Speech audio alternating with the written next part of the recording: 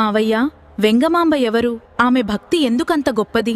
గణేశ, తరిగొండ వెంగమాంబ నా పరమ భక్తురాలు. ఆమె చిన్నప్పటినుంచే నన్నే తన భర్తగా భావించింది. తరిగొండలో జన్మించిన వెంగమాంబ భక్తి, కవిత్వం, ఆధ్యాత్మిక జ్ఞానంలో ఎంతో గొప్పది. సంప్రదాయం ప్రకారం ఆమెకు వివాహం జరిగింది. కాని వెంగమాంబ ఎప్పుడూ నా నిజమైన భర్త శ్రీ వెంకటేశ్వర స్వామివారే అని భావించేది. భర్త మరణించిన తర్వాత కూడా ఆమె మంగళసూత్రం, కుంకుమ తొలగించలేదు. ఎందుకంటే స్వామివారు నిత్యజీవి, ఆయన భార్యగా నేనెప్పటికీ సుమంగళినే అని చెప్పింది. ఆ కాలంలో చాలామంది ఆమె భక్తిని అర్థం చేసుకోలేదు. అవమానాలు, విమర్శలు ఎదురైనా ఆమె నాపై భక్తిని మాత్రం విడిచిపెట్టలేదు. తర్వాత ఆమె తిరుమలకు వచ్చి నా సేవలో పూర్తిగా లీనమైంది. ఆమె ఎన్నో భక్తి రచనలు చేసింది, హారతులు, కీర్తనలు సమర్పించింది. గణేశ, ఒకరోజు ఆమె నా మీద అపారమైన భక్తితో హారతి సమర్పించింది. కాని ఆ కాలంలో కొంతమంది ఆమె భక్తిని అర్థం చేసుకోలేక ఆ హారతిని అడ్డుకున్నారు.